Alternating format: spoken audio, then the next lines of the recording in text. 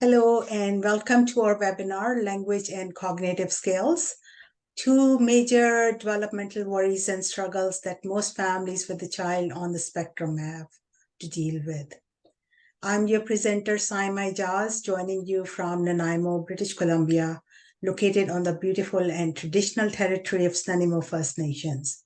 Saad, as usual, is assisting me. You can send any questions related to the topic to him during the presentation.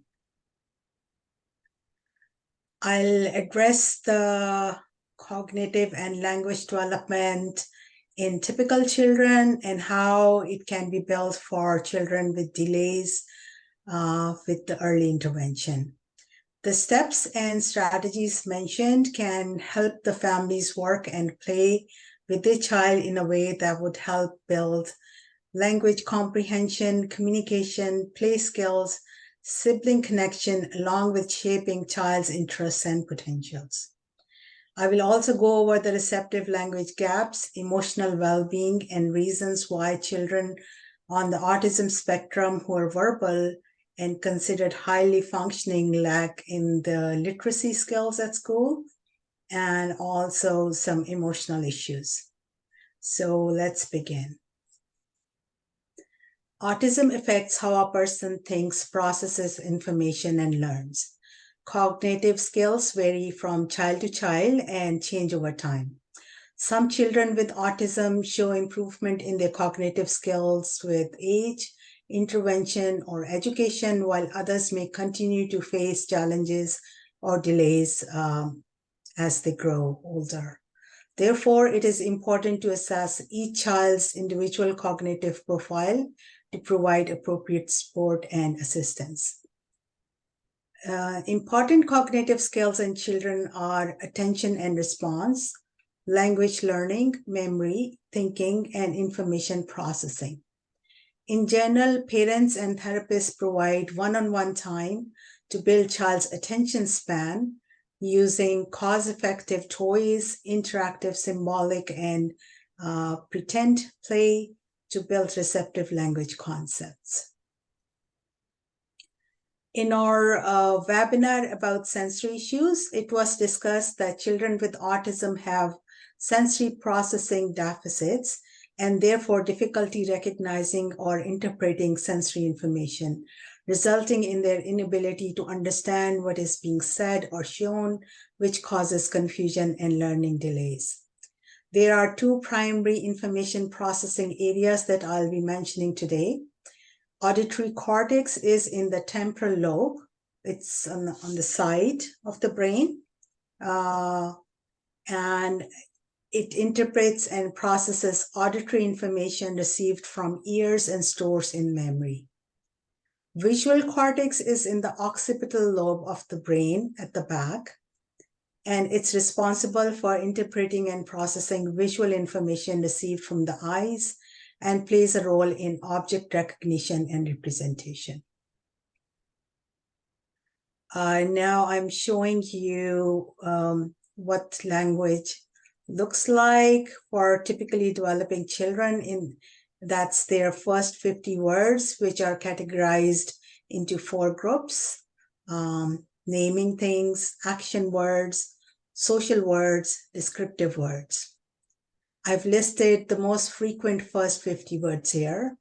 So we will quickly go over those first. Dada, mama, juice, milk, ball, TV, car, bubbles. Action words could be up, open, tickle, more, all done, eat, drink, sleep. Hi, bye, no, go, sorry, okay, stop are the social words. And descriptive ones are like nice, icky, dirty, yucky, sad, happy, loud. So one of the best ways parents encourage their child to use words is by giving them a choice, like, do you want milk or juice? Child will probably reach for what he wants. And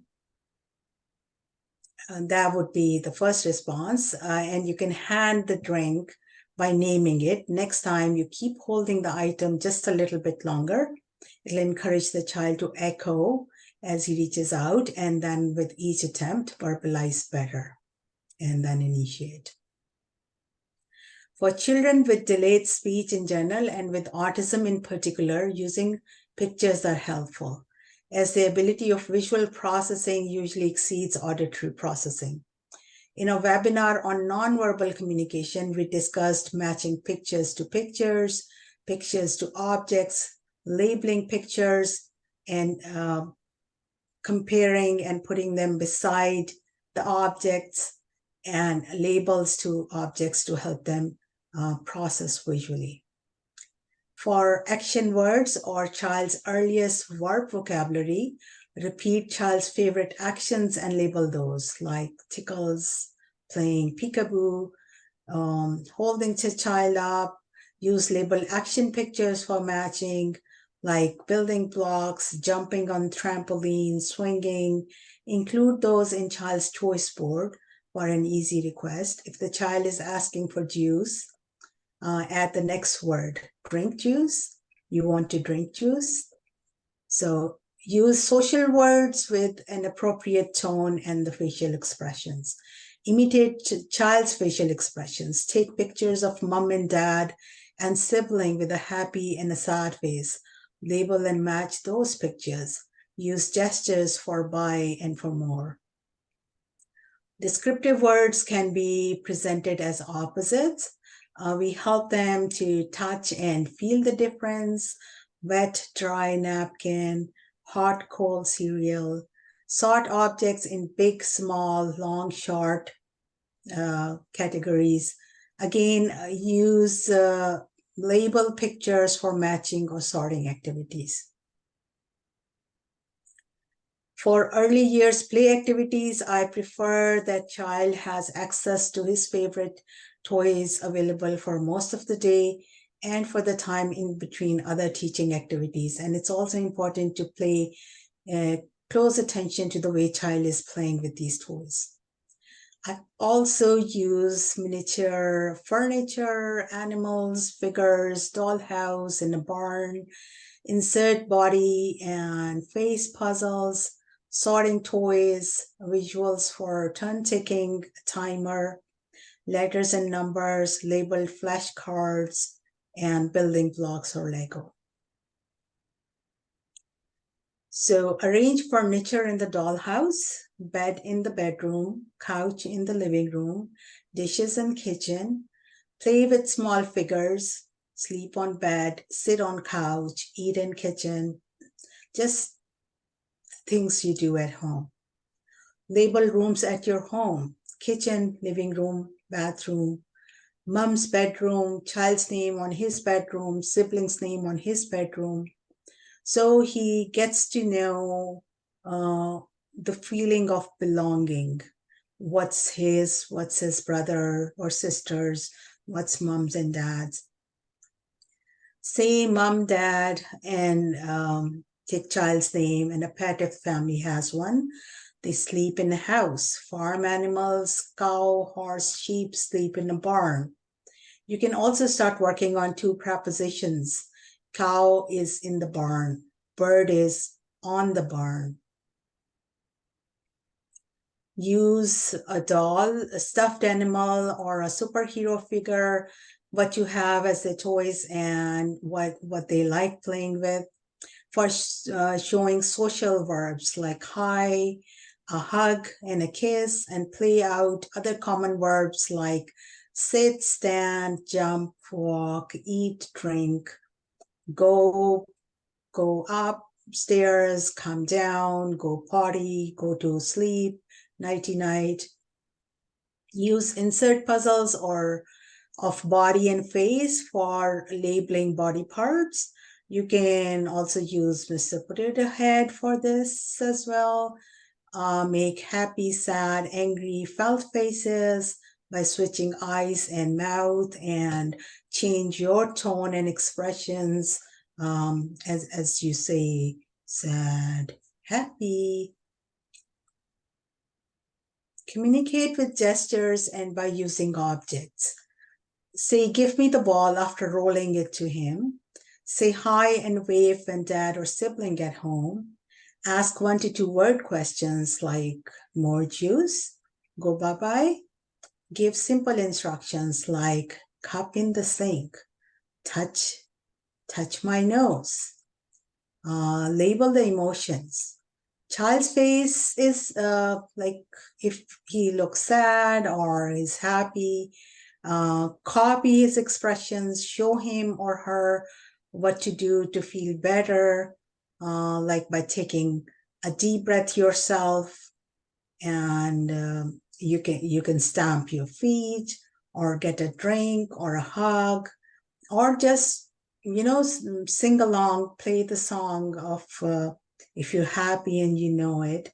If your child likes your singing, mine didn't, so I couldn't sing to him. When child starts showing an understanding of about 50 words and speaks signs or uses pecs well enough so that you can understand at least half the time, start adding more words and instructions. Almost every kid that I've worked with instantly knew sorting by colors, by shapes. By introducing a spinner with the sorting, you can open other interesting thinking options like interpretation, response, and patience. It can also help turn any activity into a turn-taking game. So we spin and say pointer stops at orange. We are only filling the orange bucket now. You can pick orange, pumpkin, bell pepper, hand it to the child and gesture to place it in the bucket. And of course, I like my things labeled. So once the child gets the idea, and he'll get it really fast, also remember to reinforce, even for trying. And as they do it, the sense of accomplishment is the real motivator for the child. You can also use colored blocks, beads, clothes. Find what's available at home, though I do like introducing fruits and vegetables as play items. Similarly, add a spinner to the 2D and 3D shapes for sorting out one shape at a time. Turn taking is a part of social emotional development, and it can be challenging for kids. However, as children become exposed to more opportunities to practice turn taking, they get better at it and more patient. I use a label spinner card with a pointer indicating whose turn it is. So this is the card. I actually used something similar to it. I would have both my boys sitting, and we would draw something or scribble, or there was a couple of board games, or the matching. You can use it for anything. I've noticed lots more focus and attention for, like I would see that for Qasim when his brother was taking the turn. So it nurtures connection and imitation opportunities. I like setting it up with the sibling, while grown-up can provide some initial assistance and then fade it out as child becomes more focused after a few repetitions. For an activity that's child's favorite and they would rather just play on their own without any interruptions, I like to use a 1-minute colored sand timer for limiting the sheer time, and also because it doesn't make any noise. It has a calming, sand falling feeling effect. You can gradually increase the time to 2 and then 5 minutes as the child gets comfortable about sharing. Now, my son has been fascinated by magnetic letters and numbers for as long as I can remember. As a toddler, he would keep himself busy for hours daily by pushing down all the letters and numbers from the fridge door, and then arrange those one by one in an order that I could not make sense of at that time. until one day I noticed him spell stop and visa amongst other letter and number combinations. He would copy some words then that I would show him, but that wouldn't give him the type of pleasure or proudness he showed for his own sequences or for the word visa. Getting him a leapfrog desk with 3-letter word cards became his favorite toy and helped grow his interest in words as we are familiar with. It was pure and simple spelling activity with no association with a picture or with a sound or meaning at that time. I remember that when he was 3 years old, he would get super excited on seeing any stop sign on roads or a visa sign on the store. He would fight to stay rooted on the spot, stimming with a huge smile. He wouldn't care if I walked away, leaving him standing there on his own. It would be next to impossible to get him to walk away, and it usually ended up in my carrying a screaming, hand-biting kid to back into the car or back into home, to a point that I would fear taking him out. I started giving him some old cards and created some new ones with signs that he seemed to like, and other other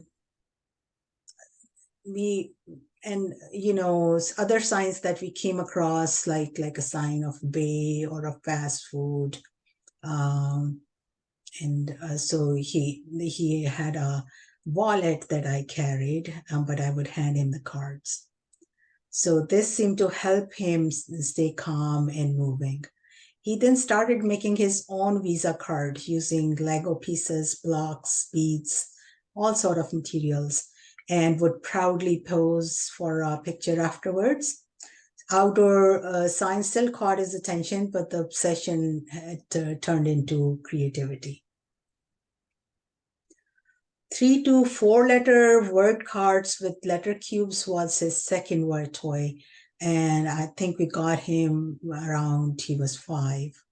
I would show him the card, say the word, place it in the tray so he could see the word and the picture, and ask him to match the letters. I would sound it out as he matched the letters. He started mumbling the sounds and then words for the very first time when he was 5.5 years old. I also noticed that he had been completely ignoring the pictures and had just been looking at the words till that time. I started using 2 sets for matching at that point. One where I had covered the word and it was just the picture. So picture and word on one, but just the picture on the other. So he had to start looking at the pictures. I highly recommend use of early word flashcards and encourage matching letter tiles with the word. Add sound as the child spells the word. Start with just a few in the beginning, the ones that might be more meaningful for the child. Also make personal vocabulary books that was mentioned in our last webinar, with names and pictures of the favorite stuff, and use it daily for an evening or a bedtime read. So now I want to talk about the school-age verbal autistic kids and when their parents started approaching me when they had concerns around behaviors, social skills, and academics. And I've worked mainly on 4 areas. It was building receptive vocabulary, creating self-awareness, their understanding and ability for emotional well-being, and orthographic learning. So I would start with checking their social word vocabulary, like appropriate use of words like yes, no, okay, not okay, more, no more, stop, go, break time, alone time, free time. You pick what works better. But this child should be able to ask for a quiet time and quiet place for um, just working out, just when he's overwhelmed with the emotions, use that space to regulate the breathing. Then other words like hungry, thirsty, sleep, too loud, too cold, too hot, pain, hurt, help, sick, and then we come to sad and angry emotions as well, and any others that you want to add. Then it's really important to check their receptive vocabulary. I would use the same strategy of labeled pictures and play for nouns, verbs, adjectives, prepositions as described before. These kids whiz through the words, but involve them in acting out actions, emotions, adverbs, pronouns, and prepositions as explained earlier. Create a personal book of about 50 words with child and parents' help. Important people, important things, food, snacks, drinks, TV shows, characters, toys, places they like to go to, games they play, friends, name of the EA, of the teacher, songs, music, basic emotions. So all those categories are there, but not every child needs that because it's not their preference. So say this child really wants to know about the community helpers. So just have 10 of those. Otherwise, just pick 4 or 5 of the ones the child encounters on a weekly basis or daily basis, like a teacher, a doctor, a therapist. Things from each room at home and his classroom. A quick way of checking would be I would play I Spy game just for an assessment to see, because these kids, if they are fluent, they are using lots of language. It seems like they know more than enough for their age, but sometimes they just learn. They have this rote language. They have this huge rote memory, and they have learned to say sentences in response to sentences. But when you try to pull this apart and pick up words and ask about that, they are lost. So that's what those gaps, finding the gaps and filling those up. This personal vocabulary will help them establish self-awareness and more meaningful use of words. We don't have to teach each and every word, just playing out first 20 to 25 in each category, like I've listed up here. But I do like to go over the numbers I've mentioned in the list. Playing with someone else requires sharing and patience, like I just mentioned before, and it does not come natural to a child with autism. Having a visual in front indicating each person taking a turn, finding a piece of, say, just an insert puzzle is usually helpful because it gives a concrete beginning and end. A child can see that it's like a 2-minute, just a short activity. And so he wouldn't feel cooped up. You can use a simple name turn taking card with a pointer. Teach mom how to do that so she can help the siblings. And I'll make one out with name and pictures that could be used at home with the sibling or at school with a peer, with teachers or therapists' help. And later you can introduce the turn-taking card with the pronouns. Again, almost every child that I've worked or played with loved using spinner card games. You can use it for making yoga poses and deep breathing, counting beads if it's for the number ones, or you can sort by color. You can set the clock for the one that goes to from 1 to 12. And you don't have to start an activity at that level. Like you're just teaching a child to set a clock. You might want to pick just 3 or 4 numbers to begin with. So I would cover the rest with a tape, or make a different, start with a different spin card, which just has 4 options in there, and then grow it into 10 and then 12. So working on the prepositions or emotions, again, begin with just 2 to 4. I'll do in and on, then I could do in front of the house, behind the house. You can use the barn for that as well with the farm animals, or you can use the house and the furniture for that. I could do, on the bed, under the bed, um, just figure out, like you can have a tree and bird, you can have a cat under the tree, on the tree.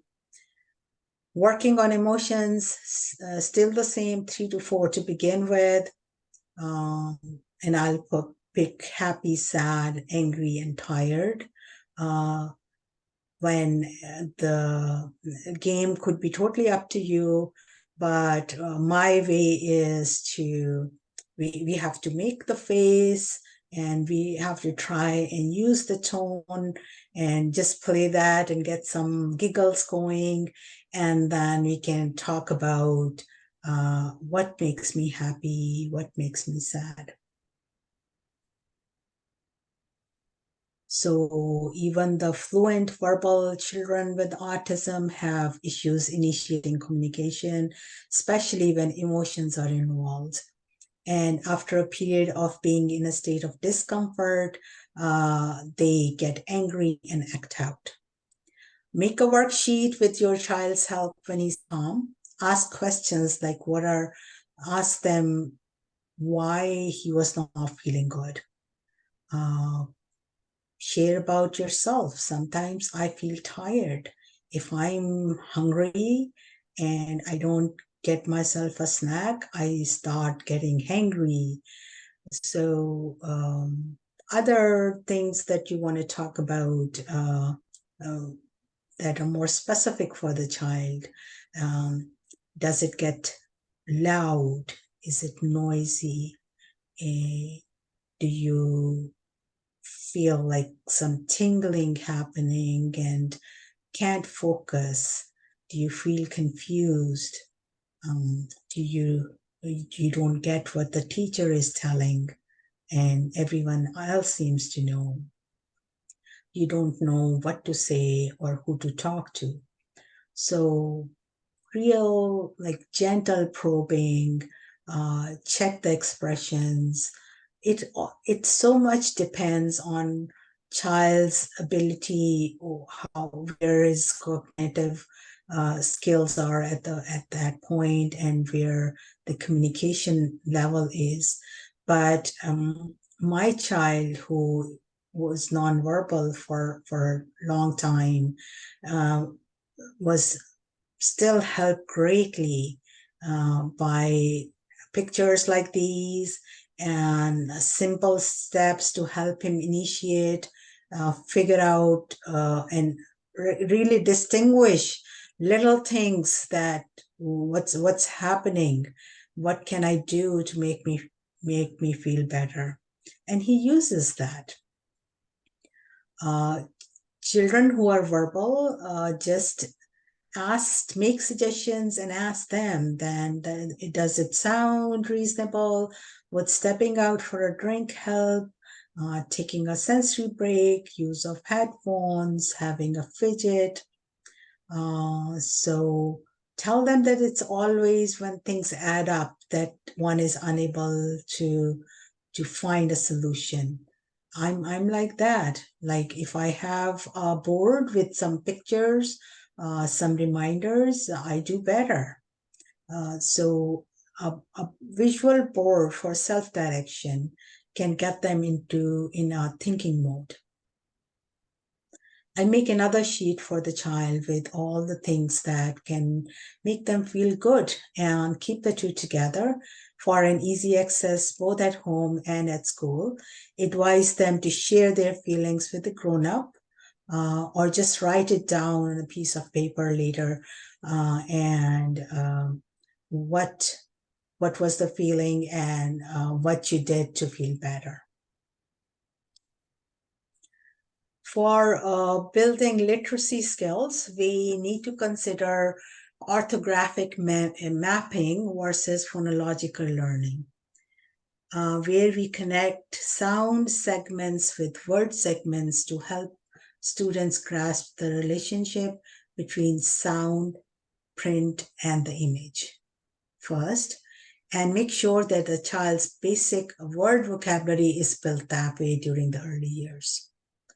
We need to look for any gaps in their early word comprehension of the verbal kids on the spectrum. Like I said, that even though they might have been using the words, because of their excellent rote memory, but not know what it actually means. There are three main regions of the brain associated with reading. Phonological processing in the frontal lobe, that's the front of the part of the brain. It processes sound. Phonological assembly is in the parieto-temporal region. It connects letters to sounds. And orthographic processor, that's a mouthful, occipital region stores information for automatic word recognition. So let's look at this card here. It shows splitting up of a word pale and associating it with the letters of the written word. So pale, the spoken word pale, is stored in students' oral vocabulary. Student separates the sounds and connects individual sound to the letters that represent the sounds and then joins them to say the word. So, p, a, l, and pale. Once children understand the underlying principle of the print sound mapping, they are said to be able to crack the code. They can call upon their knowledge of the spoken language to facilitate the reading process. While these touch and read cards might be used for all the students, it doesn't work for those with auditory processing deficit if they do not have stored memory or understanding of the spoken language. So let's first consider the processing of a typically growing child's mind who is familiar with the pronunciation and image of cat. So when they hear the word, they can automatically relate to the stored memory. This involves the frontal and the temporal cortex. Then we show the child how to pull apart the sounds in the word cat and connect those to the letters in the word and then say the word. So this involves parieto-temporal and occipital lobes. That's how mapping of the word begins. This way of teaching is called orthographic mapping, and we use it to permanently store words into our long-term memory. It involves working of both auditory and visual processing and an auditory memory. The typical order of connection is from front to frontal lobe to the side temporal lobe and then occipital lobe at the back. Majority children with autism who have varying degree of auditory processing defect are missing the stored memory of basic spoken words with the meaning. That's why they have poor phonological decoding skills.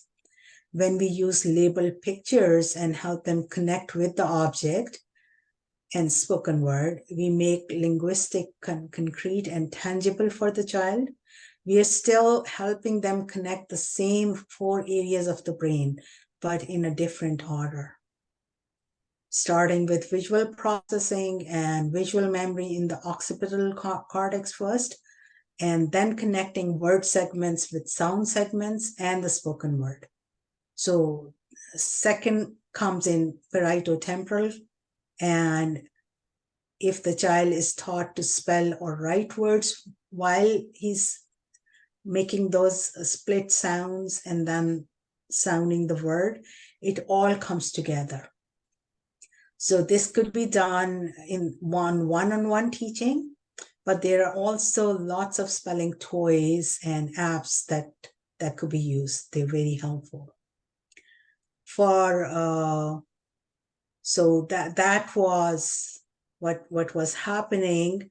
What happened for us when my son was 5.5, but it was mostly him directing us, trying to show us what he was obsessing at, and he was trying to memorize sequences of words and numbers and putting those together. I did find out much later, I guess figured out, I would say, that what were those 3-word sequence, 3 letters and 3 number sequences that he was making as a kid, and those were license plate numbers of ours or for our neighbors. So, child brain is trying to store information, trying to make sense of the things around, but it has to work in a specific way for this child.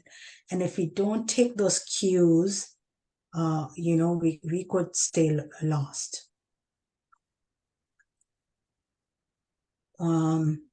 Today's takeaway points.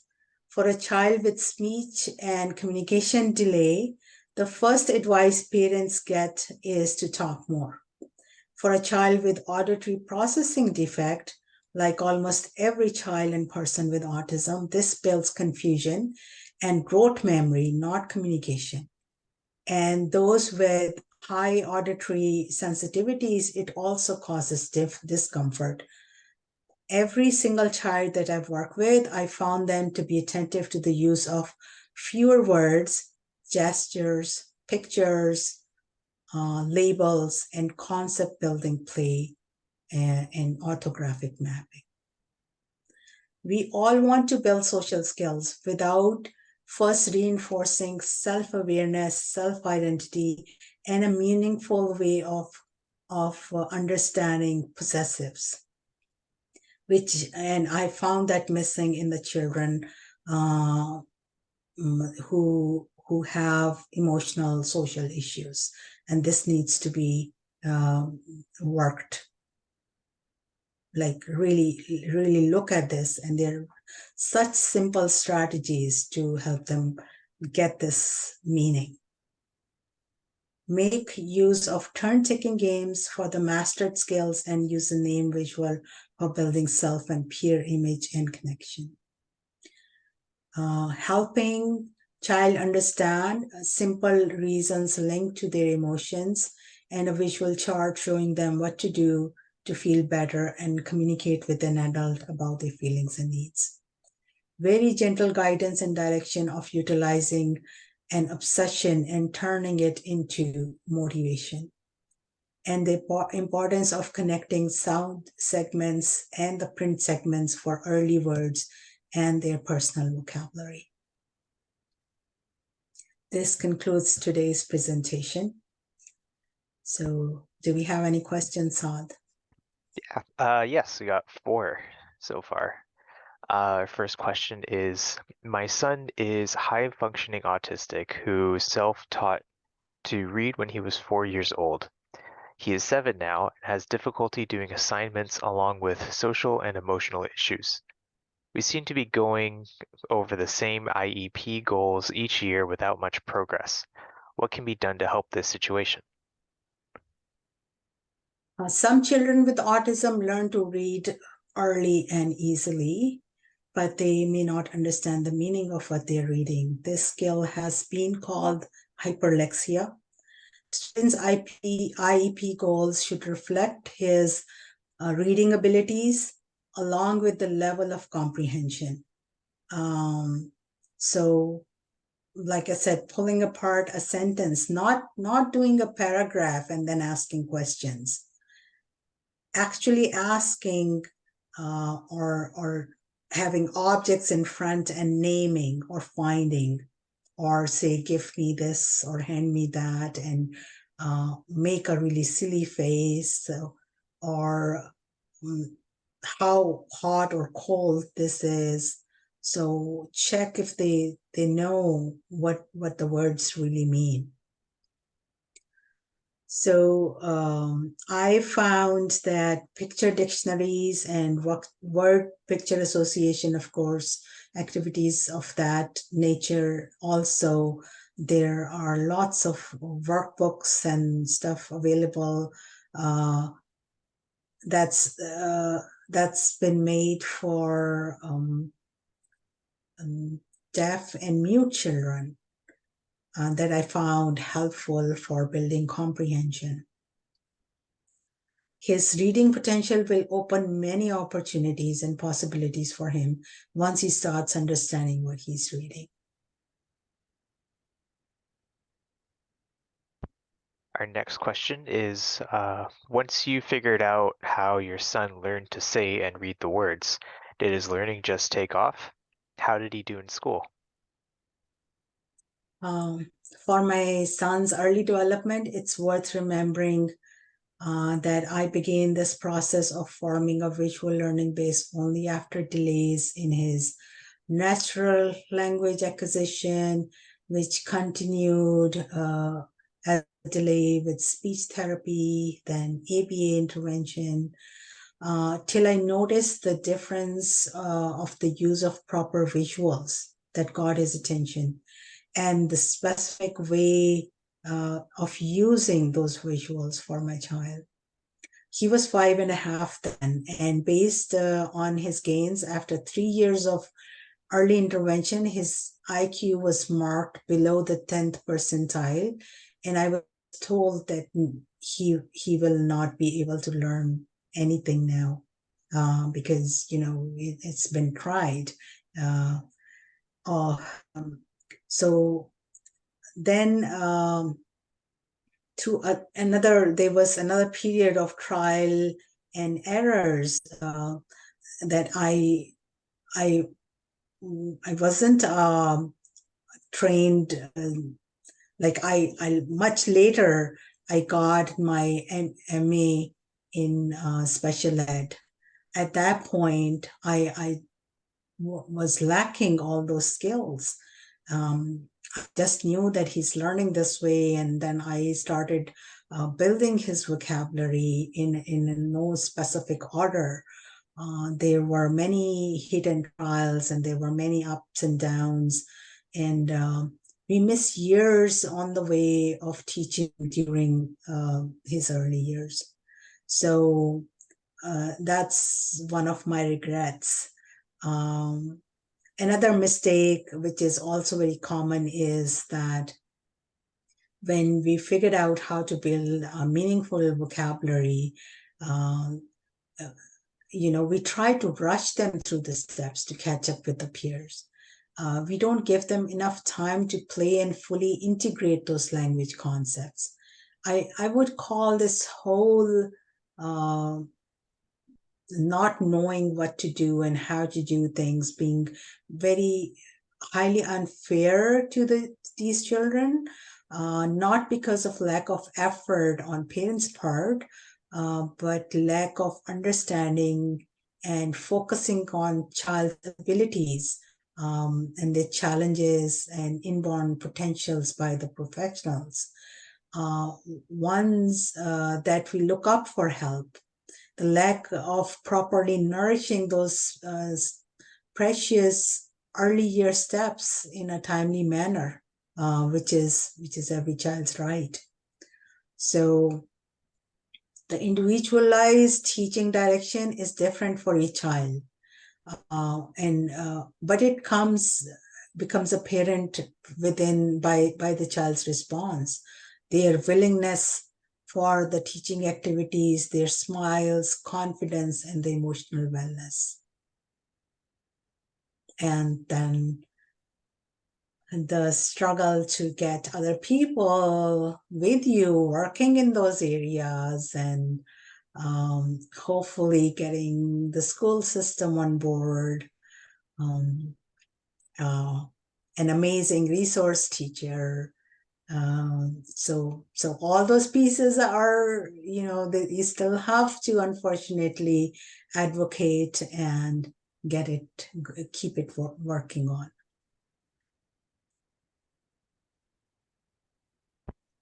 In your last webinar, you explained for a mom how a motivating activity can be used during therapy for teaching other skills.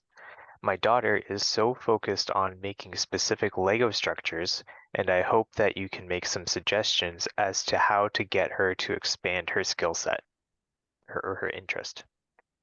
Sure. I do have a few questions for you now, like what does she make? Is it the same type of structures or just one structure that she makes over and over? Can you tell what it is? Can you ask her? How does she feel about parallel play with you, where you make something that's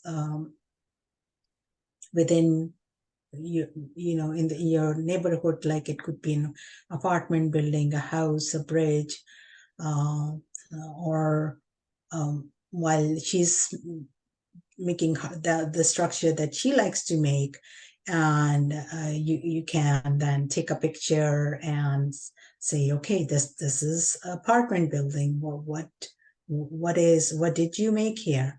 So let's give it a name.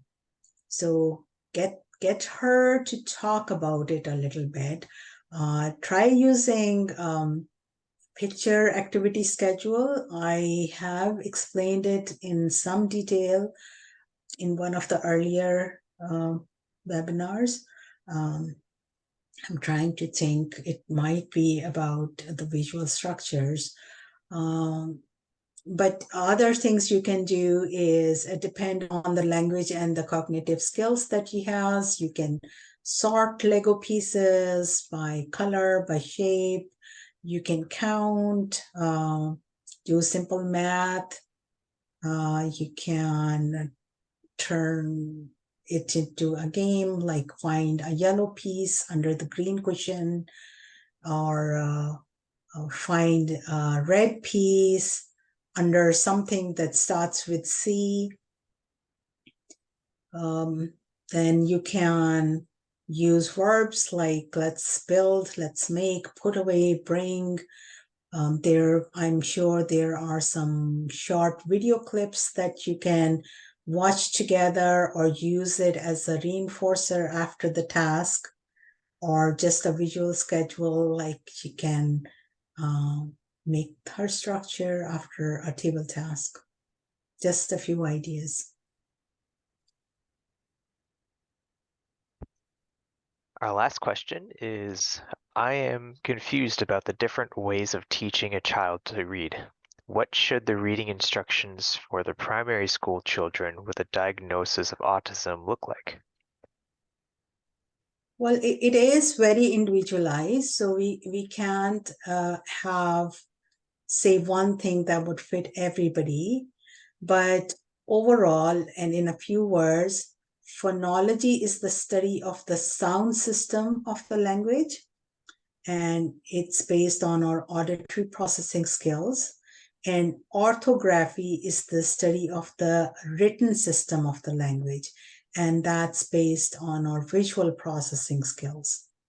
Reading instructions in the education of children should be focused on the development of on their communicative language and early vocabulary, rather than an instruction of the alphabetical alphabetic principle of phonetics because of the child's lack of spoken word knowledge. So these are all the questions, son? Yep, that's all of them. Okay, thank you. Link of the recording will be available on the education page of the site within next few days.